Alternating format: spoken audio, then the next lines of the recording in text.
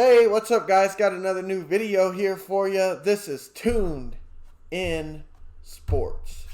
My name is Bryson. I'm Bennett. And today we've got another video in the NBA Talk playlist.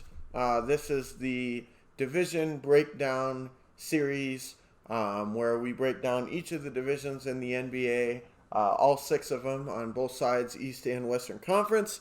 And today we have arrived at our next division, which is the Pacific Division in the Western Conference. So I know that Bennett's anxious to get into a handful of these teams, and he really just, is going wild and crazy, and he's been bugging me all day to do it. So I was like, you know what? We'll do it. Fine. Jeez. And it's just get it over with. He's been really antsy about it. So we're going to go ahead and get it started now here. And we're going to start with one of his all-time favorite teams, the Golden State Warriors. I'll go first on this one because, he's probably going to take a little while talking about it. So I'll go first. With this team, obviously last year was rough for them. But I feel like last year could have been a blessing in disguise because I really believe that having a year to kind of reboot as well as to be able to get the second overall pick and get a player of that caliber to add to what they already have is going to be great for them moving forward. I honestly thought they were going to use that pick to do some trading or something. But they didn't do that, and they just picked somebody. What was the guy's name that they chose? The Warriors. I can't think of his name. I don't remember. But the power forward or whatever it was, right? They got, and it's just like wow. I really think that they're going to get pretty good once again. And then, they made a handful of trades too, getting Kelly Oubre. Yeah, yep. And then also they got, Andrew Wiggins. Oh, Wiseman, right? Well, James Wiseman, I thought he was the one they drafted, the center. But then, they got Andrew Wiggins. Obviously, Clay is injured. But then they also have Brad Wanamaker, who they signed. From the Celtics. And, I really think this team is still going to be very competitive. Obviously, with Clay going down, that's going to affect things. But I don't think Andrew Wiggins is incapable of doing what Clay does. I mean, I think he's Andrew Wiggins is a good player in his own right. Maybe not on the same level as Clay, but he doesn't have to be because Steph is there. And Steph is going to do what Steph does. And therefore, that's going to open up opportunities for Wiggins, I think. Mm-hmm. And when those opportunities open, I think this may be the best Andrew Wiggins we've seen. Yep. Being on this team. Yeah, I think this is going to be the best Andrew Wiggins you'll see. And if he can be as good or better than he's been, like when he was on the T-Wolves and stuff, shoot, I see this team going places. I don't think that they're just done because of the Klay Thompson thing. And same with Kelly Oubre. I mean, I think he's only going to help. He was already a pretty good scorer and stuff. And now having Wiggins and these other people to take some of the pressure off him, that's only going to help his scoring. So yeah. I feel like the Warriors are going to be in it, and they're going to fight and claw, and they're not going to be an easy out, barring injuries, of course.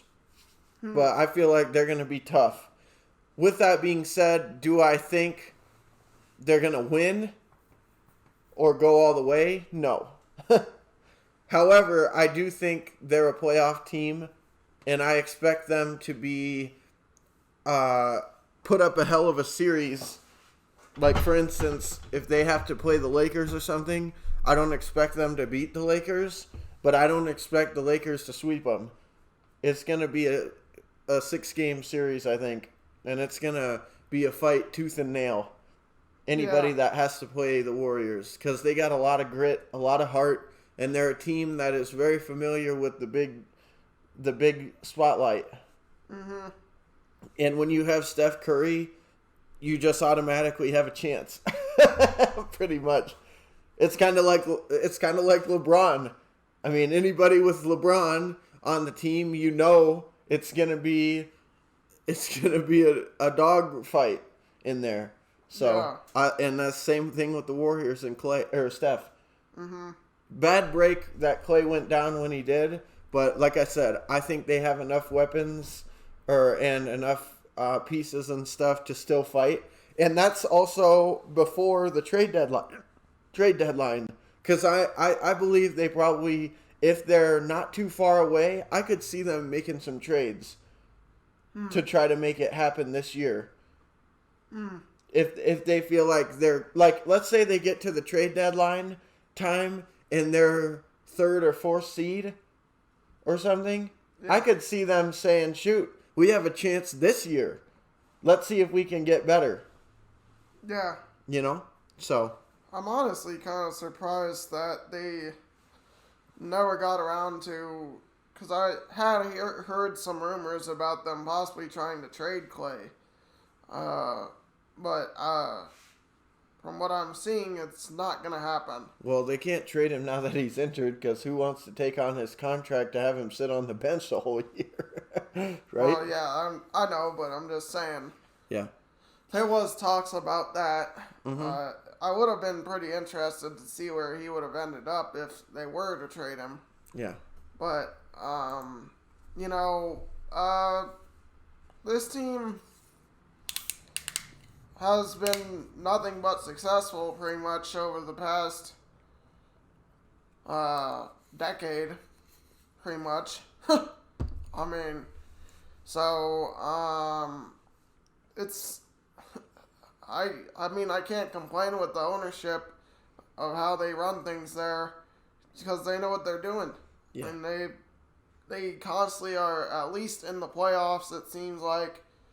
I mean, they had until last year they were in the finals. Until last year they were doing nothing but the finals. So it's going to be kind of weird to just see them as another team in the playoffs this year.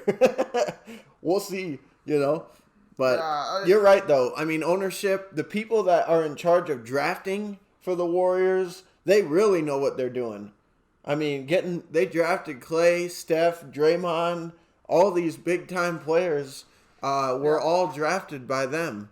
So I really feel like they've done an excellent job with that in that category, for sure.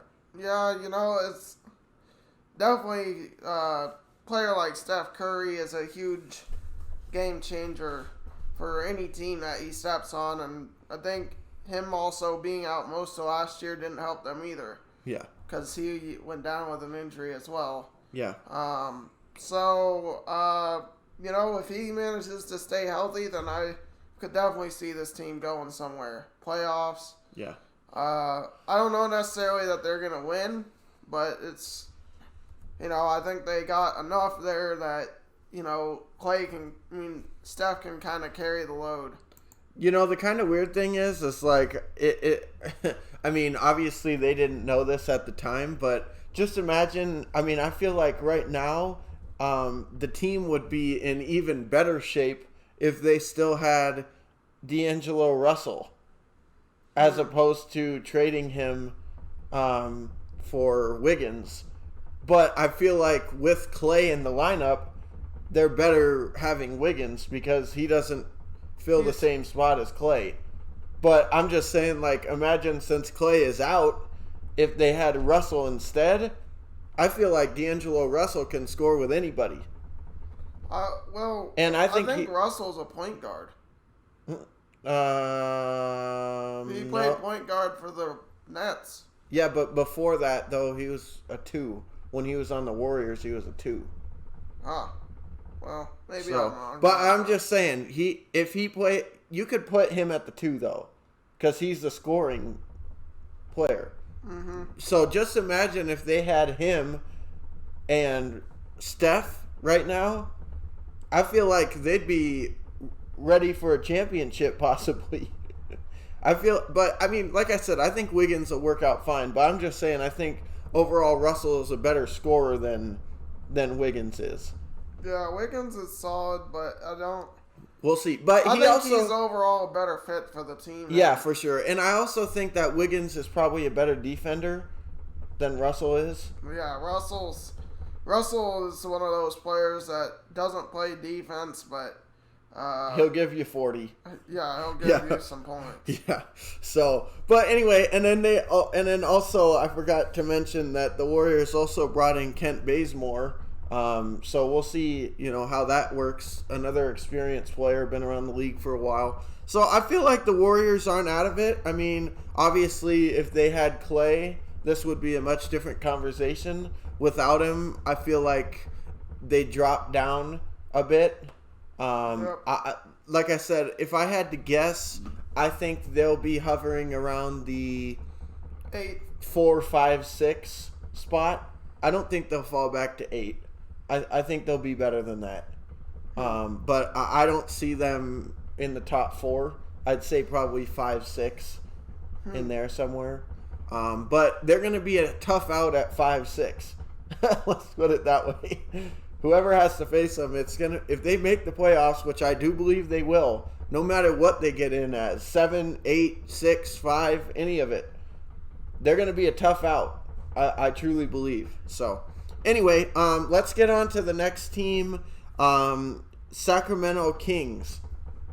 Well, this is the one team. This is one of the few teams on this list that I can actually stand. Because I can't stand the Warriors, the Lakers. Those two are my least favorites. In all of basketball. In all of basketball. So, the Kings are, I really just, I don't really understand what they're doing. It feels like, they re-signed De'Aaron Fox, which was a good move. Signed Hassan Whiteside, not a bad move either. But it sounds like they're trying to get rid of Buddy Hield.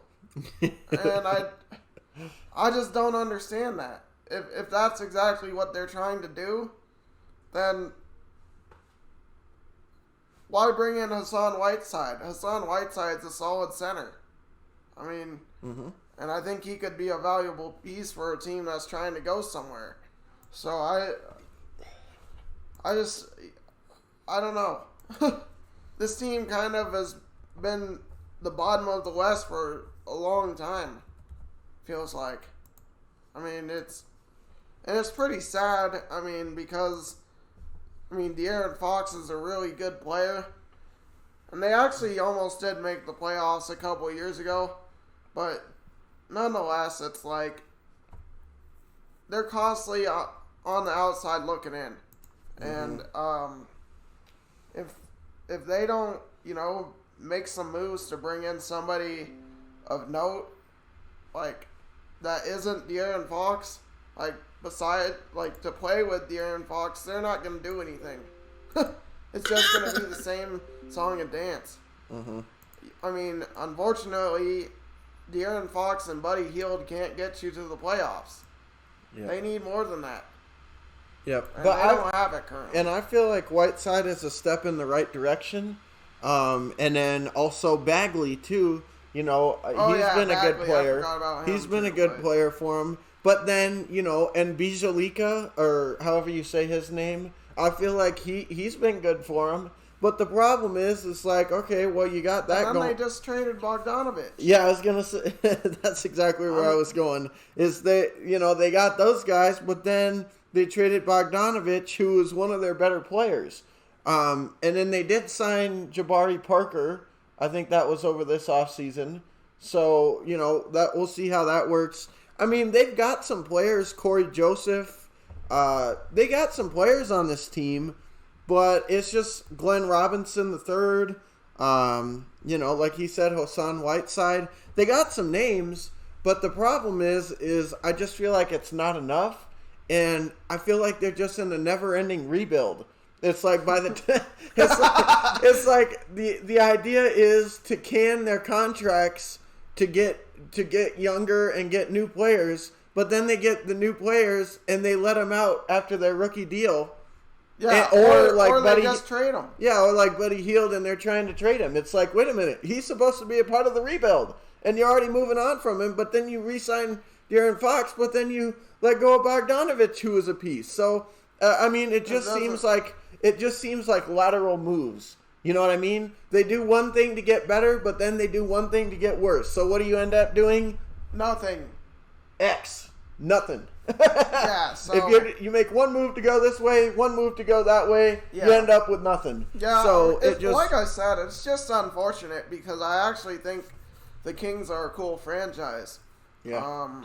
And you know, back when they had like Boogie Cousins, they actually had a pretty good team. Yeah, they're all right. And when they had Mike Bibby and Chris Webber and those guys, they were really good. So, but they haven't been. That's been a while ago. They haven't been now. that since. Yeah, it's been a while ago.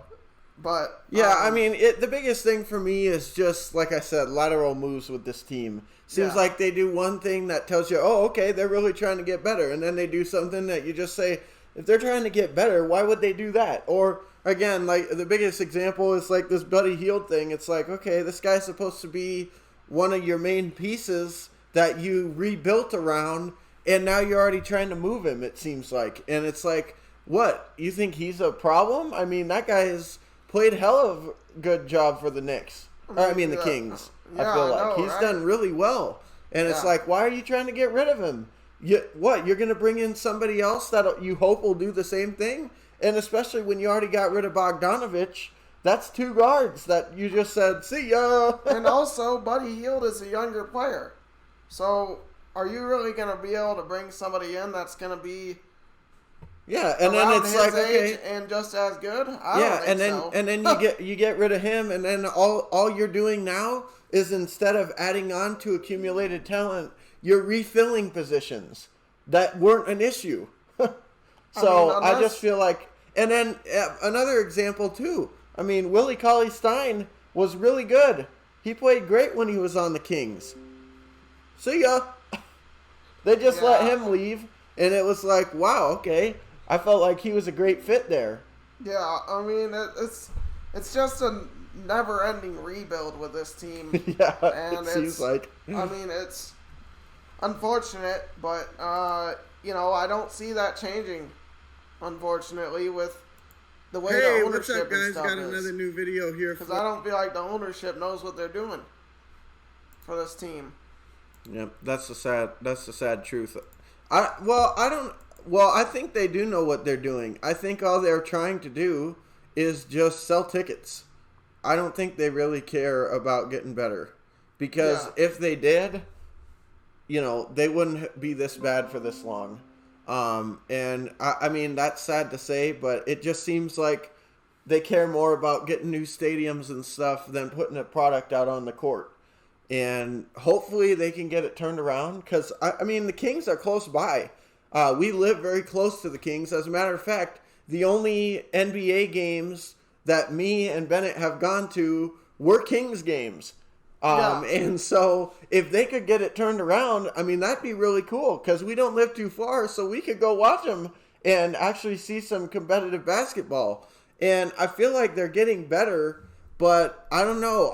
Maybe they're not seeing the results they're looking for, so they're ready to can the project already. But I don't think it's that the pieces they have are bad. I just don't think they have enough pieces. But when you're trading people away instead of trying to build, doesn't surprise me. That's kind of how I view it too. I mean, I guess you could probably say this about every team, but I feel like they're one of the teams that's actually only a few pieces away from being pretty decent. Like I said, if they bring in another big name besides like De'Aaron Fox, if they could bring in a guy of note, that would elevate this team in my opinion. Mm-hmm. Or at least make them a playoff team. Because like I said, I don't feel like they're all that far away. They got they had some nice pieces. I mean, but after getting rid of Bogdanovich, that's going to be a big hole to fill. Yeah, I really feel like Bogey was a good player for this team, and the fact that they got rid of him was very surprising to me. I felt like that was a mistake. I mean, I think part of it was that he kind of wanted to leave, though, right? I don't know if he wanted to leave. I'm not sure, but I mean, creating a culture in which a guy like that is itching to get out is not exactly a positive thing. So, let's go ahead and get on to the next team because we've spent quite a few bit of minutes on this team. Let's get into the Clippers. Probably my least favorite team in the NBA. No, I'm just kidding. Obviously, the Clippers, last season was a complete mess, and pretty much all the seasons previous to that were in one way or another a mess. They just haven't had success. But I feel like they got an owner now that really cares. He's willing to spend the money. He's willing to go out and sign the people and do this and do that and do the other thing to get better. And I feel like he's not settling for less because, they fired Doc Rivers. What else do you need to hear? I mean, the fact that they would fire somebody like that, just outright fire him, tells you all you need to know. With that being said, we've talked about in previous videos about whether that was the greatest move or maybe overreacting a little bit. And I do feel like at times, with Steve Ballmer specifically, they overreact on certain things. Now, one thing I will say is I want to give them props on re-signing Paul George instead of also overreacting on that and saying, you're gone, we're trading you after one season, because they gave up the farm to get him. They really gave up the farm, and we're benefiting from the farm right now. But they really gave up their future in picks. They gave up their future point guard with Shea. They gave up a ton. And I feel like sometimes, like last year's team, I'm kind of glad because I was a little bit worried. And to some respect, I kind of think it still happened a little bit. I kind of feel like the first initial reaction is just to put the blame on certain people and say, well, if he's not on the team, we won't have this issue anymore. But I really feel like the biggest issue last year was just not a lot of chemistry. And as a result of that, I think it caused them to be worse than they were. But I think a lot of that came from not having played together very much. With all the injuries, with people sitting out to load management and crap like that, it just didn't create a whole lot of great things. And then on top of that, you got so many new people that people weren't sure how to fit in. Somebody like Reggie Jackson, who's used to being who's used to being, hey, if you don't score over 20, we lose. And then you're having him play 7 minutes in a playoff game. And it's like, well, how's he supposed to adjust to that? So I feel like there was a lot of that going on. And I feel like just to say, get rid of all these people isn't necessarily the right way to go about it. Now, to this point, they haven't done it as badly as I thought. I mean, pretty much everybody that's left has been a free agent anyways. So I'll credit them for that. But all I'm saying is I really think that just give it time. And with an owner that cares and wants to get better and stuff, which this guy seems to be, give it time and you will get there eventually. Yeah. I mean, you don't go out and make all these moves and spend all this money and bring in all these things and get a new stadium and all this stuff just because you want to lose. He wants to win, and I think it's going to come. However, I don't think it's happening this season. I think they will be, come playoff time, they will be much better this season. They will be much better. I truly believe. I don't think it's going to be barely get past round 1 and then lose in round 2 kind of a season. I think it could be just because the West is so tough that, not very many people are having a season like that. The Lakers did last year, but, their first round against the Trailblazers, Lillard was hurt for half the series. So, but anyways, all I'm saying is I think the Clippers are going to be much better. I don't know if this roster of players is going to be enough to win them a championship. I'm not saying that they don't have pieces. They have stars. They have the whole 9 yards. I just think it's going to be tough for them. I'm not saying they don't have a chance, though. I definitely think they have a chance. But all I'm saying is there's a lot of good teams, and I could see a lot of different teams being in the mix this year. And, of course, the Lakers, they pretty much just restocked and refueled on what they had last year. And if anything, they added more depth and really didn't lose too many pieces. So the Lakers are going to be the main competition, I believe. And then there's going to be some other really good teams. Like I said, Dallas. I truly believe Dallas is going to be even better this year also. And I think they're going to be a team to contend with. I wouldn't be surprised if Dallas is a 2 or a 3. I really seriously believe in them. So I think the Clippers will probably, when it's said and done, come playoff time, will be fighting with Dallas in the 2 and 3 spot. I say probably Clippers will end up being a 2 seed. I think the Lakers will be the 1 seed. Surprise, surprise. Yeah. But I think the Clippers are going to be a team to contend with. I don't know if they have enough to win, but I think that just like we talked about with the Warriors, anybody that has to play the Clippers come playoff time is going.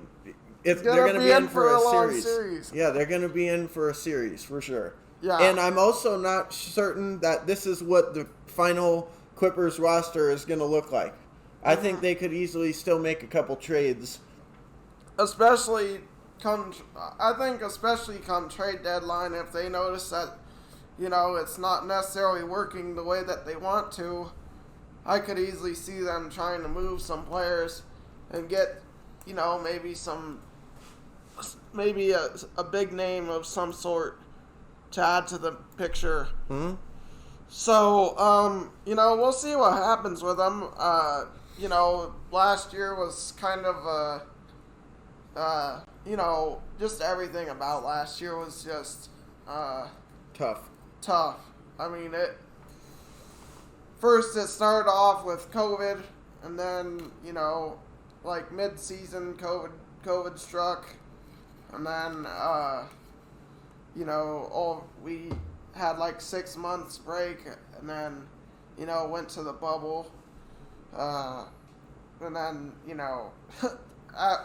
Paul George said that he didn't feel comfortable in the bubble and stuff like that. I don't think a lot of players were able to adjust to it very well, and that was also one of our main struggles from last year.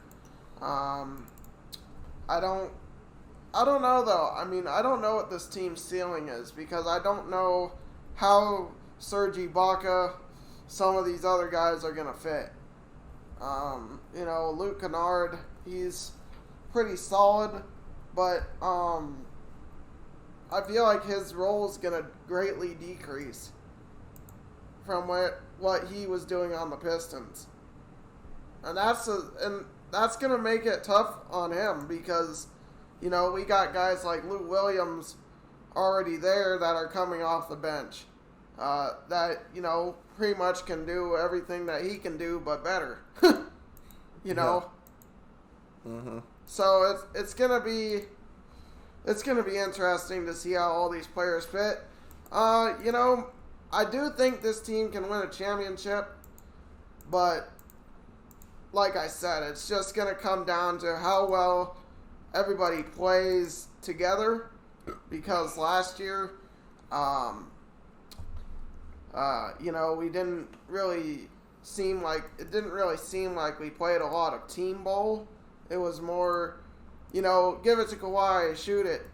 Paul George, take the ball. Stuff like that. Too much ISO, not enough ball movement. One thing I'll say though is in the first couple of preseason games I watched, I've noticed a huge difference in ball movement. They've been making a big effort to, spread the ball around and spread the floor and stuff like that. So it's great to see. We'll just see how it, reflects in their record and come playoff time, how that will affect things as well. Yeah, we'll see what it amounts to, essentially. Yeah. I think, above all, I really think that the Clippers are headed in the right direction. And like I said, I would be shocked if within the next 3 years they don't have a championship. But I just don't know about this year, if this is going to be the year or not. And I'm anxious to see what the team looks like with the new coach, too, because that's going to be a big adjustment. But I think they have the weapons. I think they have the firepower. And I think that they're definitely going to compete. Yeah, for sure. And I think, above all else, they're definitely a destination now. Because who doesn't want to go play with Kawhi and Paul George? Yeah, exactly. Especially Paul George, since he just signed a max contract, so he's going to be there for a while. Yeah, and I like that we brought in Paul George on a 5-year deal, because I kind of felt like we needed to. If we didn't, then let's say we don't win the championship this year. What happens? Odds are they both leave, and the trade goes to the crappers. Yeah. Like it would have been not worth it to make that trade in the first place, because we didn't get a championship out of it. We just threw away our future for two years of playoff appearances. Yeah. Exactly. It's like that's a very large gamble, and if it didn't pay off, then you'd be kind of scratching your head like, boy, did we make a mistake? I don't believe that was a mistake. No, I know, but I'm saying if it hadn't worked out, and then both of them left at the end of the season, and then you're watching, Shea over on the Thunder balling out and becoming a star and stuff, and you're like, holy shoot, this sucks. Yeah, while we're sitting here with a bunch of no-names on the team. Yeah. While you're sitting here like, hey, Joakim. No, I'm like, hey, let's trade for Justin Johnson from the Thunder. Yeah. Or Josh, or like, some of these other average players. Yeah. We'll be the next Alex Kings. Nader. Yeah. We'll be the next Kings. Yeah, maybe you can get Buddy Hield. They seem to want to move him. But anyway, I feel like that's enough about the Clippers. If you guys want to hear more about the Clippers, make sure you go check out the Clip Joint. I'm on there a handful of times. Steve, who's also on this channel, has also been in a number of videos. And we've also done some together, all three of us. So if you like this content and want to hear more about our thoughts on the Clippers and stuff, go check that out. Go check out his channel. But anyways, let's get on to the next team, which is the Phoenix Suns. And I know that Mr. Bennett to my left here is very, very high on the Phoenix Suns this year. Oh, yeah. I really think that adding Chris Paul to this team brings them to the next level. Like I said, I look at this team and think potential 4th seed.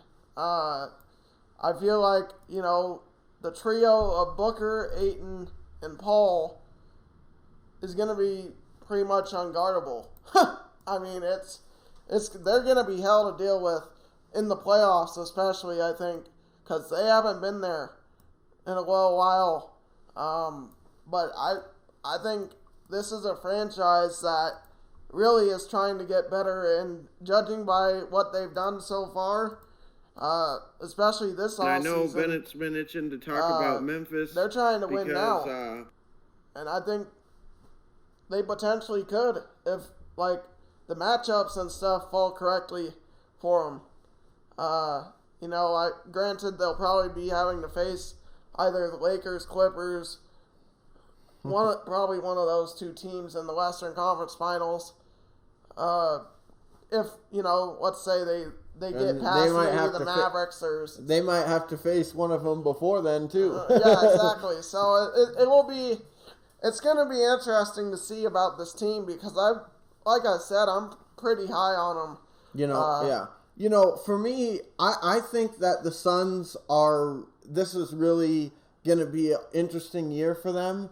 But the biggest thing that I have to say is I don't think that right now it's going to be enough. I think, like he said, the addition of Chris Paul is going to be a game changer, and it's going to take them from a team bouncing around fighting for the 8th seed to, I believe, that they could be a team that is not even fighting for a playoff spot at the end of the years. They've already solidified their spot. However, I don't know if they're going to really do much once they get in, just because there are a lot of great teams.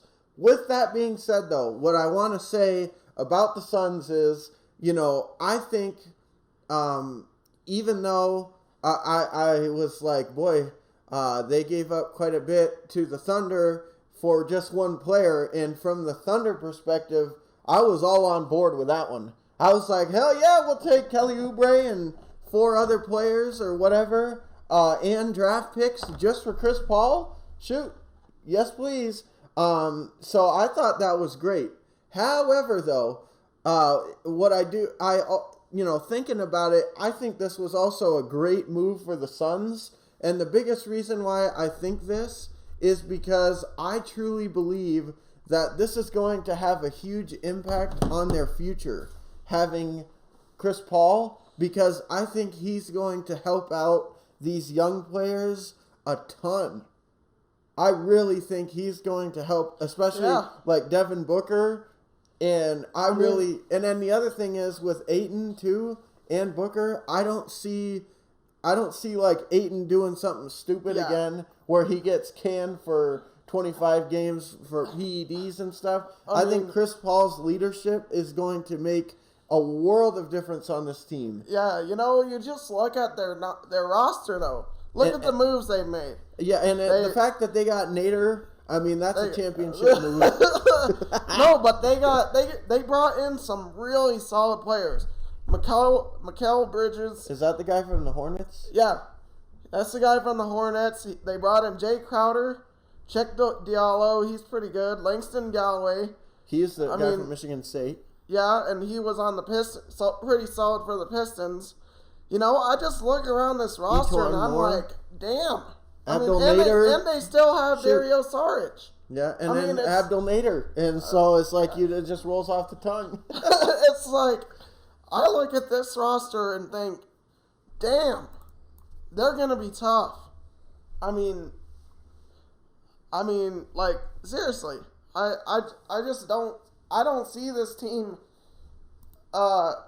even being in the picture for, not necessarily for, having to fight till the end for an 8th seed. I think this team's for sure going to make it, and it will probably be, I very easily could see them in the top 4. Like I said, I look at their roster and I think, okay, they're pretty solid all around.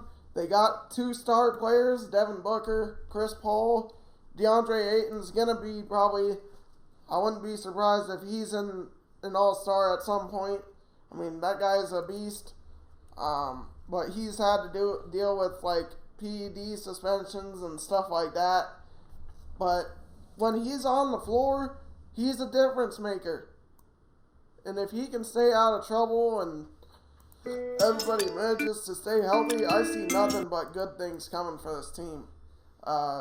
Like I said, I mean, Jay Crowder, solid player. Langston Galloway, Mikal Bridges. Those guys are all solid, pieces that they added to this team. And I really think, especially Jay Crowder, was a huge pickup. in terms of, building up their depth. Mm-hmm. No, I completely agree. I completely agree. I mean, I think overall they're going to be a team that you look at and... you don't want to play. Yeah, they're going to be a team where if you get, like I said with the other team, if you draw them in the first round or whatever, you're going to have a lot of fun. Yeah. So I don't think it's going to be easy by any means.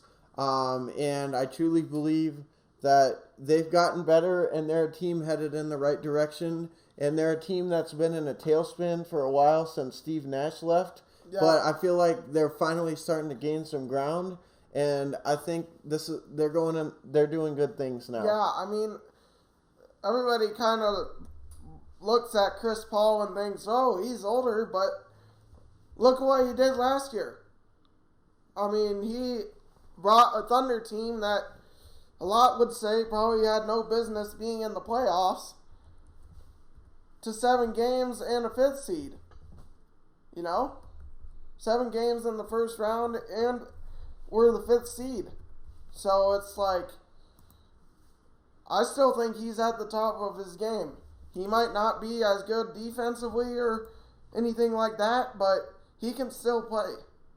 And I still think he'll be a huge benefit for this team. Mm-hmm.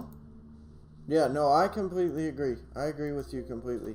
All right, let's get on to the next team, which is the final team in the grouping, the Los Angeles Lakers. I feel like this is going to be a pretty quick segment. There's really not a lot to say about this team. Obviously, national champions. And like I said earlier, I feel like over the offseason, they just refueled.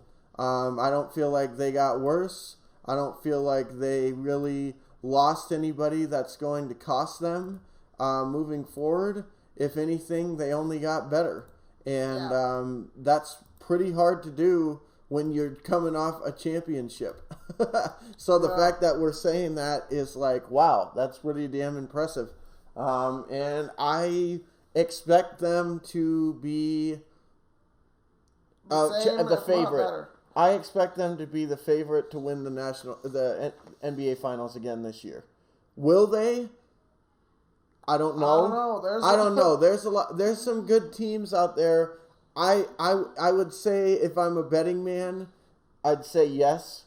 I'd pick the Lakers to win it again. But there are some good teams out there, and I do feel like I think if they were to run into a team like the Suns, for example, they might be in some trouble. Because I think the Suns are, like, I don't know why, but I'm just seriously high on this team. I think the Suns or even the Clippers, I think, could even possibly give them problems. But I don't think there's a team in the West that's going to be easy to beat in the playoffs. I really don't think so. I think everybody's gotten quite a bit better. Yeah. So we'll just have to see. I mean, the Nuggets. I feel like the Nuggets are a really strong team also, and there's a lot of good teams. So I feel like it's not going to be easy, but I do think that it'll be similar. And also, last season during the finals, the Heat took them to 6, and they were dealing with injuries. There was a lot of good players that didn't even play much. Jimmy Butler hardly even played in that series. And the games that he did play, they won. So, I feel like there's just a lot of factors. But we'll see. But again, like I said, the Lakers are just, they're on top right now. And it's going to take a whale of an effort to take them off the top. Somebody's going to have to play excellent basketball to knock them off. Let's put it that way. Yeah, I hope it will happen, and I hope it will be the Clippers that do it. Yeah. But we'll see what happens with them, because It sucks because, I mean, they actually acquired a Clippers player, Montrez, I'm still pretty pissed off about it. Montrez was pretty damn good for the Clippers. And, of course, what does he do? Decides to go across the street. And not even across the street, literally in the same building. Yeah, decides to go in the same building and play for the other team. So, yeah, that just gives me that extra angst to want to beat them. Yeah, for sure. So, all right, well, with that being said, I think we'll cap off the video here. Thank you guys. Wait. What? What? Oh, that's right. How many teams from this are making the playoffs, and who do you think's going to be the best one? 4. And probably Lakers. Okay. Yeah, I'll say 4 and I got Lakers. Yeah, I got Warriors, Clippers, Lakers, and Suns all in the playoffs. And Kings? No. Yeah. No, I completely agree. I mean, I see this being the strength of the Western Conference in this division, just like our first video for the East, where we had the conference with the Celtics and Raptors and those teams, and the Nets is the strength of that one, barring the Knicks there and the Kings here. But I think the Kings are not horrible, though. I don't think the Kings are as bad as the Knicks.